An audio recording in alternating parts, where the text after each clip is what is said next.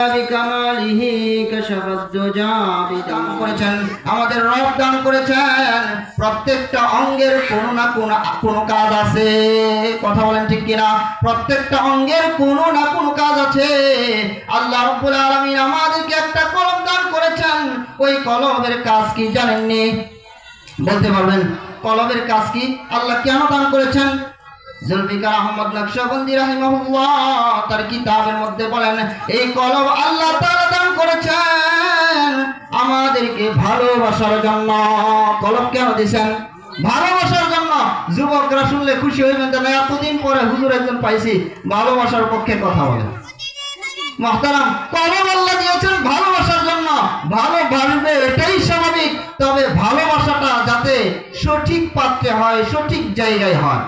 মুহতারাম হাজিরিন, হাদিসের মধ্যে রাসূল ইরশাদ করেছেন, হুব্বুদ দুনিয়া রাসু কুল্লি খাতিআ, আমার মহব্বত, আমার ভালোবাসা যদি দুনিয়ার সাথে হয়, আমি যদি দুনিয়ার ভালোবাসায় আসক্ত হয়ে যায়, তাহলে জেনে রাখেন রাসূল বলেছেন, হুব্বুদ দুনিয়া রাসু কুল্লি খাতিআ, দুনিয়ার মহব্বত হইল সব গুনাহের মূল।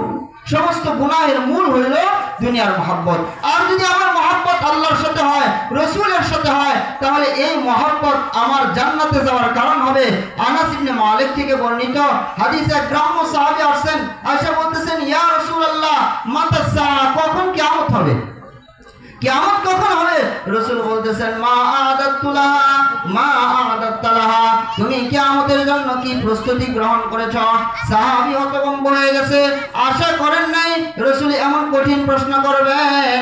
সাহাবী কিছুক্ষণ চুপ থাকার পরে এবার সাহাবী বলতেছেন, ইয়া রাসূলুল্লাহ মা আদাতুলাহা, না না, আমি কোনো প্রস্তুতি গ্রহণ করি নাই। তেমন বেশি বেশি নামাজ পড়তে পারি নাই, তেমন বেশি বেশি রোজা রাখতে পারি নাই, তেমন বেশি বেশি দান সদকা করতে পারি নাই। ওয়ালাকিন্নী আহাব্বুল্লাহ ওয়া রাসূলা, ও রাসূল, কিন্তু আমি আল্লাহ এবং তার রাসূলকে ভালোবাসি। সুবহানাল্লাহ। আমি কোনো প্রস্তুতি নেই, একটা প্রস্তুতি আছে, আমি শুধু আল্লাহকে ভালোবাসি, রাসূলকে ভালোবাসি। রাসূল বলতেছেন, ফাআনতা মান আহবাবতা, ও সাহাবী, তুমি যাকে ভালোবাসো, তুমি যাকে মহব্বত করো, তুমি হাসরের দিন, হাসরের ময়দানে, কিয়ামতের ময়দানে তুমি তার সঙ্গী হয়ে যাইবা। সুবহানাল্লাহ, তার সঙ্গী হয়ে যাইবা। আনাস রাদিয়াল্লাহু আনহু বলতেছেন যে, শুনেন, এই হাদিস শোনার পরে আমি আনাস, আমরা সাহাবায়ে কেরাম, আমরা সবাই এত খুশি হয়েছি, এত খুশি হয়েছি, জীবনে আর কোনোদিন এত খুশি হইনি, এত খুশি হই নাই। মুহতারাম হাজিরিন, তাহলে ভালোবাসার দাম আছে না নাই? দাম আছে, তবে ভালোবাসা হতে হবে সঠিক পাত্রে, সঠিক জায়গায়। আল্লাহ রাব্বুল আলামিন কোরআনে বলছেন, ওয়াল্লাযীনা আমানু আশাদ্দু হুব্বাল লিল্লাহ, মুমিন যারা, তাদের পরিচয় দিতে গিয়া